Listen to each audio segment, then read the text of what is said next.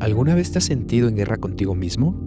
O quizás has escuchado una voz interna que te dice, no eres suficiente, que critica a los demás, o que revive el pasado con culpa y anticipa el futuro con miedo. Esa voz que se ofende, que necesita defenderse y siempre quiere tener razón.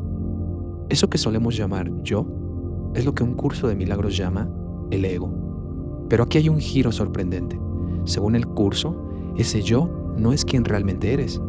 Hoy vamos a descubrir qué es el ego, de dónde surge y cómo actúa. Y lo más importante, qué podemos hacer con él. Prepárate, porque entender esto puede transformar la manera en que ves el mundo y a ti mismo. El ego es básicamente una forma de pensar basada en una idea equivocada de quiénes somos. No fue creado por Dios, sino inventado por nuestra mente cuando empezamos a vernos como separados. En lugar de vernos como realmente somos, el ego quiere que nos veamos como nos gustaría ser o como creemos que deberíamos ser. Es una especie de yo falso que nace de la idea de que estamos separados de los demás y de Dios y que está muy ligado al miedo. El curso lo describe con gran claridad. Todo el mundo inventa un ego o un yo para sí mismo, el cual está sujeto a enormes variaciones debido a su inestabilidad. También inventa un ego para cada persona a la que percibe, el cual es igualmente variable. El ego vive en el nivel de la percepción o pensamiento erróneo y no en el de la verdad o el conocimiento. Es, en pocas palabras, una forma de pensar demente, confundida, temerosa y basada en la ilusión. Pero, ¿cómo surge el ego? El curso nos dice que nuestra verdadera esencia es el amor, porque fuimos creados por el amor mismo, Dios. En ese estado original éramos uno con nuestra fuente, completos, inocentes y en paz. Pero en la mente surgió una pequeña idea loca. ¿Y si pudiera existir separado de Dios? Cuando esa idea fue tomada en serio, nació la culpa. Y con la culpa llegó el miedo. De ahí surge el ego, un sistema de pensamiento basado en la creencia de separación. La clave es que esa separación nunca ocurrió realmente, pero en nuestra mente la creímos, y desde entonces vivimos como si fuera verdad. El ego es entonces una identidad falsa que nos hace olvidar nuestra verdadera unión con Dios. El ego es como una ola que ha olvidado que forma parte del océano. Cree que está sola, frágil y condenada a desaparecer. Se identifica con su forma individual sin darse cuenta de que su esencia es agua, igual que todo el océano. Así vivimos cuando creemos en el ego, desconectados, vulnerables y siempre en lucha. El ego no solo es orgullo o vanidad, es todo un sistema de pensamiento diseñado para convencerte de que la separación es real. Para subsistir, el ego tiene que mantener su motivación principal oculta de tu conciencia. Se disfraza de protector, pero su meta final es la destrucción. Imagina el ego como un árbol. Las raíces serían las creencias fundamentales, profundas y a menudo inconscientes, como ya lo mencionamos. Estas sostienen todo el sistema. La raíz principal y más profunda es la creencia en la separación, la idea de que realmente pudimos separarnos de Dios, nuestra fuente, y existir por nuestra propia cuenta. De esta raíz principal brotan otras raíces esenciales. La mente errada, o ego, percibe esta separación como un acto de traición o ataque con nuestra fuente. El ego traduce esto como un pecado. Una vez aceptado el pecado como real, surge la culpa, que es el sentimiento de haber dañado la perfección divina. Si hay pecado y hay culpa, entonces el siguiente paso lógico es esperar un castigo. Aquí entra el miedo. Es el miedo al juicio de Dios, a la condena y en última instancia a la muerte. Estas raíces no suelen ser conscientes. Por otro lado, las ramas y las hojas serían todas las manifestaciones y mecanismos que surgen de esas creencias raíz y que usualmente también son inconscientes. Antes de iniciar la exploración de estas manifestaciones del ego, es importante aclarar algunas cuestiones básicas sobre ellas y recordar lo que nos dice el curso. Nadie puede escapar de las ilusiones a menos que las examine, pues no examinarlas es la manera de protegerlas. El curso enseña que el ego es la creencia en la separación y todo lo que la mantiene viva en la mente. Por lo tanto, cualquier pensamiento, emoción o conducta que refuerce la idea de que yo soy un yo aparte, vulnerable o especial, es considerado una manifestación del ego. También es crucial señalar que el curso no enumera como tal formas del ego, ya que toda forma de pensamiento separado le pertenece. Sin embargo, algunas manifestaciones sí se enfatizan, pues son las más comunes o las que la mente errada utiliza con mayor frecuencia para perpetuar la separación sin que lo parezca. El curso enseña que todas las manifestaciones o ilusiones son igualmente falsas, sin importar su forma. En el sistema del ego, sin embargo, parece haber grados. Algunos mecanismos o expresiones parecen menores y otros mayores, pero para el curso, esa graduación es parte de la trampa del ego, ya que sostiene la creencia de que algunas ilusiones son más reales o poderosas que otras. El propósito de esta enseñanza no es minimizar el dolor humano, sino mostrar que toda forma de sufrimiento proviene de una misma causa, la creencia en la separación. Es decir, todas las ramas del árbol del ego están hechas del mismo material ilusorio. Algunas pueden parecer más grandes o más torcidas, pero todas brotan de una misma raíz. No hay una rama peor, todas son expresiones de una única causa falsa. Todas las manifestaciones del ego implican división, contradicción, una tergiversación de la verdad. Todas son dispositivos que sirven al objetivo de la locura, el miedo, la culpa, la separación y finalmente la muerte de la identidad que cree ser el Hijo de Dios. El ego, entonces, opera bajo la demencia de que, si puede atacar y destruir al Hijo de Dios o la imagen de lo que cree ser el Hijo, logrará la autonomía. Por lo tanto, el sistema del ego es una dedicación al dolor, a la aflicción y a la muerte. Identificación con el cuerpo. El cuerpo es el símbolo del ego y el ego lo considera su hogar. Él utiliza la vulnerabilidad del cuerpo como su principal argumento. El ego te dice, tú eres tu cuerpo. Te convence de que eres un ser físico, limitado y vulnerable para hacerte olvidar que eres espíritu o mente. El deseo de control. El ego no puede confiar porque su base es el miedo. El acto de controlar todo es una defensa contra esa entrega. El ego quiere el dominio completo de la mente. Cree que ceder el control equivale a desaparecer. Por eso busca manipular, dominar y decidir sobre todo. Controlar es su forma de mantener la ilusión de autonomía y separación. Escasez y carencia. El ego cree que hay distintos niveles de necesidad. Por lo tanto, él busca constantemente obtener amor, aceptación o posesiones del mundo externo. Cree que dar es perder y que solo sacrificando se puede tener. El ego te susurra, no tienes suficiente amor, no tienes suficiente tiempo, no tienes reconocimiento o seguridad suficientes. Esta creencia genera competencia, comparación y miedo, ocultando la abundancia natural del espíritu. Juicio y condena. El ego necesita juzgar para existir. Clasifica, compara y condena para sentirse separado y superior, o víctima e inferior.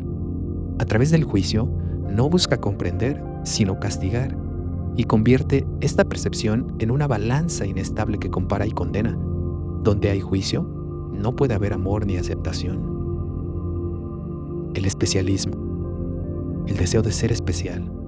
El ego te convence de que ciertas relaciones, personas o cosas son especiales o distintas y pueden darte algo que otras no pueden, ya sea una felicidad única, un amor especial, o un sufrimiento particular, odio especial. Ambas caras alimentan la separación, porque ser especial significa no reconocerse como igual. La búsqueda externa constante. El ego te mantiene atrapado en un ciclo de insatisfacción, bajo su mandato de busca pero no halles, Él dirige tu atención hacia ídolos o sustitutos del amor, relaciones especiales y objetos del mundo con la promesa de llenar un vacío interno que Él mismo ha fabricado. Esta búsqueda está condenada al fracaso porque intenta encontrar en lo externo lo que solo puede hallarse en el interior. Negación de la verdad. A través de la negación, el ego mantiene oculta nuestra verdadera identidad como seres espirituales, perfectos y eternamente unidos al amor. El ego teme a la luz porque, en su presencia, desaparecería.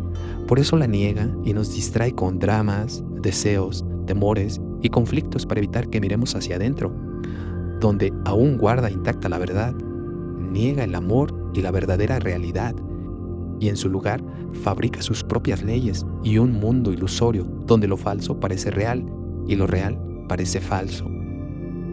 Así nos convence de que la causa de nuestro sufrimiento está afuera, cuando en realidad nace de esa inversión de la verdad. La negación es el velo que oculta el origen de todo dolor. Proyección. La proyección es un mecanismo psicológico inevitable que sigue a la separación.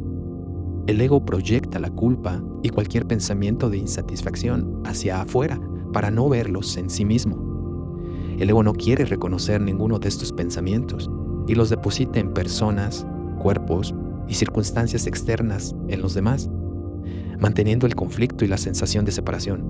Así, el mundo funciona como un espejo que refleja nuestros propios conflictos internos. Ataque y defensa. El ego percibe peligro en el mundo y en los demás y justifica así el ataque. El ataque es cualquier pensamiento de juicio, culpa, ira o condena que proyectamos sobre otra persona o sobre nosotros mismos. Para reforzar esta ilusión, recurre a la defensa, la cual solo tiene sentido si se acepta que el ataque es real. De este modo, defensa y ataque se vuelven mecanismos inseparables dentro del sistema del ego, cuyo objetivo es preservar una identidad falsa. Guerra y conflicto constante. El ego nunca descansa porque necesita un enemigo para existir. Es, por naturaleza, conflicto, ya que se fundamenta en la separación, estableciendo de inmediato una dinámica de yo contra el otro. El ego se percibe a sí mismo en una lucha constante contra un enemigo, el mundo, los otros e incluso él mismo, enemigo que, en última instancia, es Dios. Para sostener su existencia, necesita del conflicto como una fuente vital. Sin embargo, esta guerra no ocurre realmente afuera, sino dentro de una mente dividida. El conflicto es su alimento y la paz su amenaza. Atado al tiempo. El ego usa el tiempo para negar la eternidad y mantener viva la culpa y el conflicto. Lo inventó como sustituto de lo eterno, enfocándose en el pasado y el futuro para evitar el presente, donde podríamos experimentar la paz. Vive de tiempo prestado, tomando de tu verdadera naturaleza eterna. Se sostiene recordando culpas pasadas y anticipando temores futuros. El cuerpo, sometido al tiempo, es su herramienta para reforzar la idea de separación y encadenar la mente al miedo, al cambio y a la muerte. Sufrimiento y enfermedad. El sufrimiento, la enfermedad y la muerte son testimonios del ego que buscan hacer tangible y creíble la ilusión de separación. La enfermedad es una forma en que el ego sostiene esa mentira, haciendo parecer que el cuerpo es débil y que está separado del espíritu. El sufrimiento y el dolor refuerzan esta creencia, justificando el miedo y la culpa y manteniendo a la mente atrapada en la idea de que estamos solos y a merced de un mundo hostil. La muerte, por su parte, es vista por el ego como su argumento final, la prueba definitiva de que el cuerpo es nuestra última y única realidad, afirmando así que nuestra separación de nuestra fuente es permanente. El ego se manifiesta en muchas formas, desde el juicio hasta el deseo de control, desde la escasez hasta el sufrimiento, pero todas estas expresiones, por diferentes que parezcan, tienen un mismo propósito: mantener viva la creencia en la separación. Ahora, surge una pregunta más profunda: ¿por qué seguimos eligiendo al ego si nos hace sufrir? Aquí es donde entramos en uno de los aspectos más sutiles y poderosos de todo este sistema, la lealtad, que da vida al ego. El ego no tiene poder propio, solo parece existir porque la mente le es leal. El curso lo enseña de esta manera. Lo único que le confiere al ego poder sobre ti es la lealtad que le guardas. Me he referido al ego como si fuera una entidad separada que actúa por su cuenta. Esto ha sido necesario para persuadirte de que no puedes descartarlo a la ligera y de que tienes que darte cuenta de cuán extensa es la parte de tu pensamiento que él controla. Esta lealtad, muchas veces inconsciente, es lo que lo mantiene activo, lo protege y lo alimenta. Mientras la mente siga fiel a sus promesas de poder y autonomía, la mente seguirá atrapada en el mismo ciclo de culpa, conflicto y sufrimiento. El verdadero acto de liberación consiste en retirarle nuestra lealtad, dejar de creer en su historia y dejar de protegerlo. La lealtad al ego se transforma entonces en lealtad a la verdad. Y en esa elección silenciosa, la mente recuerda que nunca se separó de Dios. Pero soltar la lealtad al ego no ocurre en un solo momento. Requiere un proceso profundo de reconocimiento y entrega interior. Mirar sin miedo lo que hemos fabricado y permitir que el Espíritu Santo lo deshaga completamente. Al abrir tu mente y tu corazón a esta verdad, surge un cambio natural, un deseo sincero de recuperar lo que nunca se perdió. El curso nos recuerda entonces que la verdad se restituye en ti al tú desearla, tal como la perdiste al desear otra cosa. Abre las puertas del santo lugar que cerraste al haber valorado esa otra cosa, y lo que nunca estuvo perdido regresará calladamente. La manera de deshacer al ego requiere una inversión total de pensamiento. Debemos recordar que el ego no es real, sino una ilusión fabricada sobre la creencia en la separación, la escasez, el pecado y la culpa. El proceso no consiste en atacar ni negar al ego para evitarlo, o integrarlo como sugieren algunas otras disciplinas, sino en observarlo con honestidad. El deshacimiento comienza cuando asumimos la responsabilidad de haberlo inventado y elegimos dejar de decidir por nuestra propia cuenta. En su lugar, entregamos nuestra voluntad y nuestras percepciones al Espíritu Santo, permitiendo que Él guíe nuestras decisiones. Así escapamos del miedo y descansamos en la confianza. El curso nos dice que debemos reconocer sus mecanismos para entregarlos sin condena a la corrección divina.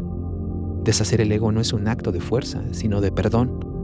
Perdonar significa liberar cada pensamiento que niega nuestra unidad con Dios. Jesús lo manifiesta así. Perdona todo pensamiento que se oponga a la verdad de tu compleción, unidad y paz. No puedes perder los regalos que tu Padre te dio. No es tu deseo ser otro ser. No tienes ninguna función que no sea de Dios. Perdónate a ti mismo, la que crees haber inventado. Cuando perdonas, recordamos que nada real puede ser amenazado y la paz ocupa su lugar.